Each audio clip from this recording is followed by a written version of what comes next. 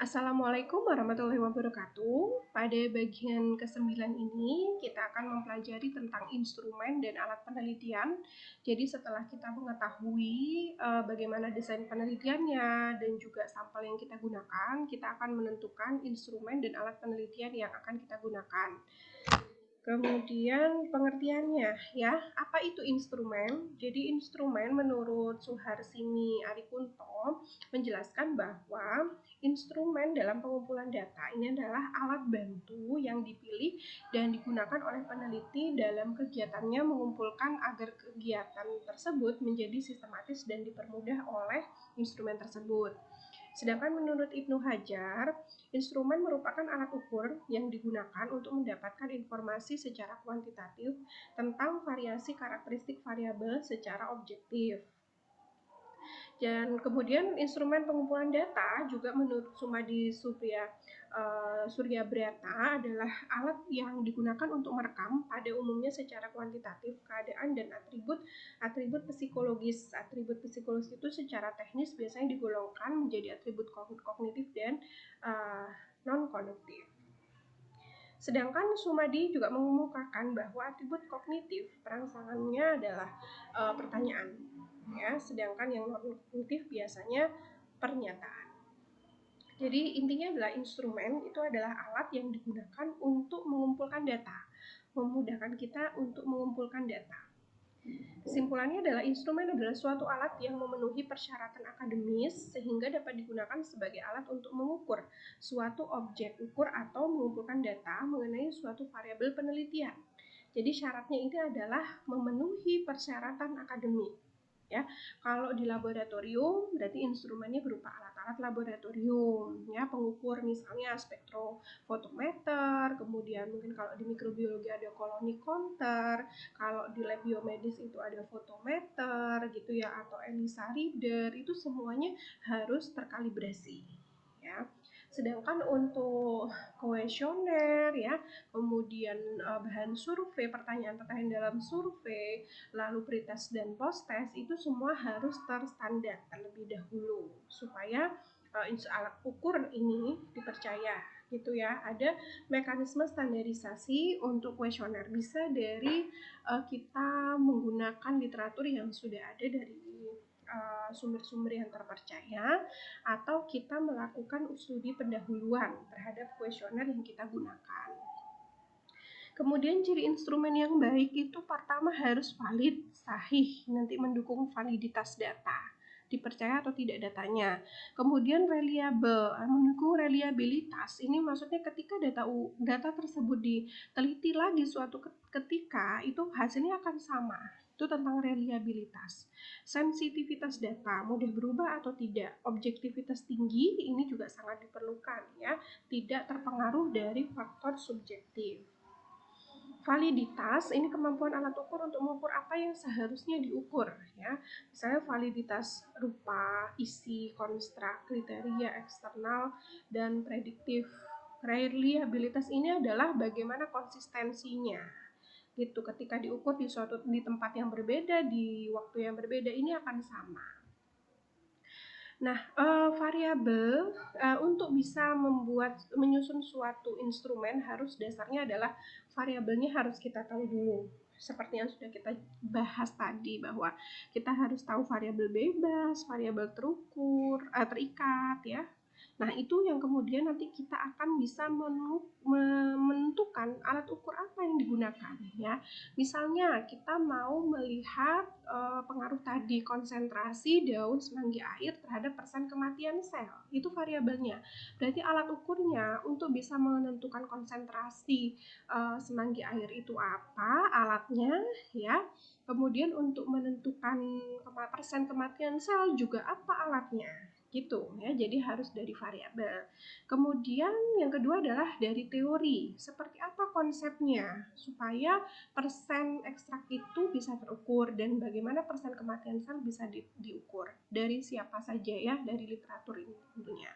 Kemudian konstruk itu kita susun sendiri kalimat atau pernyataannya. Itu misalnya kalau untuk survei ya, atau untuk kuesioner itu kita susun. Lalu definisi konseptual, operasional, ini harus kita jabarkan dulu seperti yang sudah saya jelaskan tadi. Kalau definisi konseptual tadi berdasarkan teori, kalau definisi operasional berdasarkan sesuatu yang akan diukur. Misalnya tadi definisi sehat. Kalau konseptual sehat itu bebas dari penyakit, misalnya kalau operasional itu diukur dari tekanan darahnya normal, HB-nya normal, misalnya seperti itu. Tentu definisi operasional ini berkaitan dengan variabel yang mau kita ukur. Ya kalau kita mau meneliti HB, hemoglobin berarti definisinya orang sehat berarti HB-nya normal, tapi tidak kita yang lain-lain ya, di luar itu tidak bisa, harus sesuai dengan konteks. Penetapan instrumen, nah ini kita tetapkan dari mulai variabel dasarnya ya, teori, konstruk, definisi operasional, dan konseptual kita bisa menentukan instrumen apa yang mau kita gunakan. Apakah kalau di laboratorium ya tentu adalah alat-alat laboratorium yang terkalibrasi dengan baik. Kalau observasi mungkin kita bisa pakai kuesioner, skala-skala sikap ya. Kalau sikap kan sulit diukur, berarti kita harus punya skala. Nanti kita pelajari skala. Lalu apakah itu instrumennya berupa tes, pre-tes dan post-tes gitu ya, atau lembar observasi, misalnya ada pertanyaan-pertanyaan yang harus dijawab secara tertutup atau terbuka, atau pernyataan yang kemudian nanti si subjek penelitian itu harus melihat mengisi gitu ya, dia setuju atau tidak setuju seperti itu. Jadi banyak sekali instrumen yang bisa digunakan di dalam penelitian. Lalu instrumen ini tidak hanya kita tetapkan, tapi kita juga harus buat kisi-kisi instrumennya ya. Sajikan dalam bentuk matriks. Misalnya kalau kuesioner ya, kuesioner misalnya ada 10 pertanyaan. Nah, dari 10 pertanyaan itu kita harus buat matriksnya supaya kita mudah di dalam menyimpulkan hasil penelitian. Misalnya kuesioner 1 sampai 3 itu hasilnya apa, nanti merujuk kepada kesimpulan yang bagaimana. Nah, itu harus ada kisi-kisi instrumennya atau matriksnya. Kemudian penulisan butir instrumen, nanti secara rinci membuat pertanyaan, kalau itu dia kuesioner atau survei atau tes, pretest ya. Kemudian kita uji cobakan ya.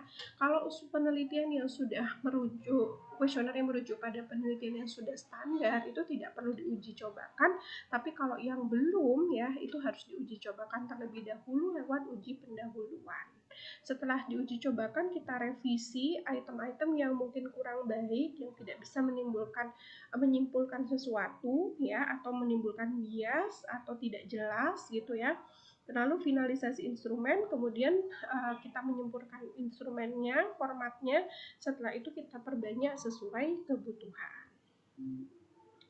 Ya, ini variabel yang tadi sudah kita bahas contohnya ya. Untuk instrumen itu kan harus variabel dan instrumen harus terukur. Jadi ada skala-skala pengukuran selain tadi yang nominal, interval ya. Itu juga ada skala Likert, Guttman, skematik, dan rating scale. Skala Likert ini adalah dengan skala Likert maka variabel yang akan diukur dijabarkan menjadi indikator variabel. Jawaban setiap item yang menggunakan skala Likert mempunyai gradasi dari yang positif sampai negatif. Jadi ada misalnya gini, misalnya penelitian tentang kinerja gitu ya, kinerja seorang pegawai mulai dari sangat baik, cukup ya, kurang dan sangat kurang.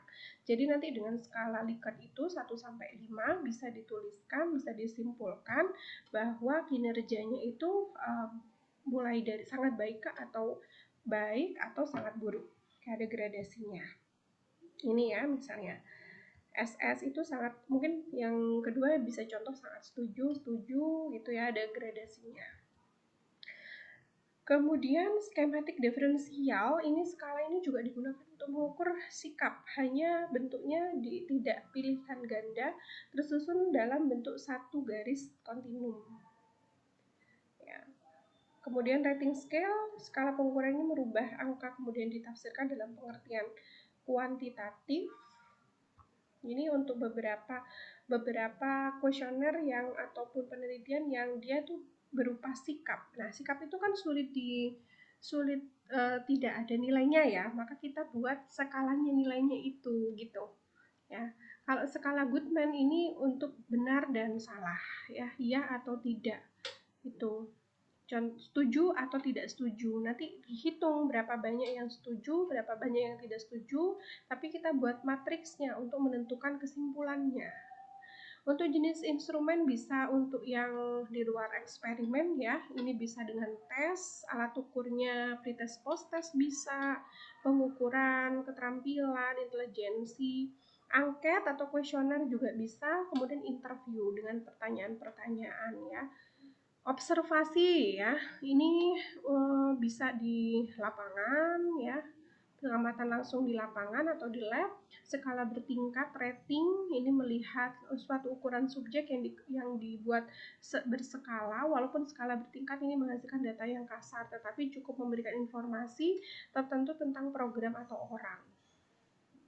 Instrumen ini dapat dengan mudah memberikan gambaran penampilan, terutama penampilan di dalam orang menjalankan tugas ya. Jadi lebih kepada penilaian ya mungkin ya, hasil penilaian, rating. Dokumentasi ini adalah instrumen penelitian yang dilihat dari ada tidaknya dokumen tertulis. Itu mungkin seperti akreditasi begitu ya. Itu kan juga ada penilaian dari dokumen ya. Langkah-langkah menyusun instrumen mulai dari kita menentukan variabel latar belakang tentu ya, tetap dari awal latar belakang, tujuan, hipotesis, tinjauan pustaka, variabel, kerangka konsep penelitian, desain penelitian, kemudian baru ke kita menentukan instrumen. Ya, itu yang terkait dengan instrumen penelitian. Supaya kita bisa mendapatkan data yang valid, maka instrumennya selain sampelnya harus mewakili populasi, instrumennya juga harus tepat ya. Demikian yang bisa saya sampaikan untuk instrumen penelitian ya, kurang lebihnya mohon maaf. Wassalamualaikum warahmatullahi wabarakatuh.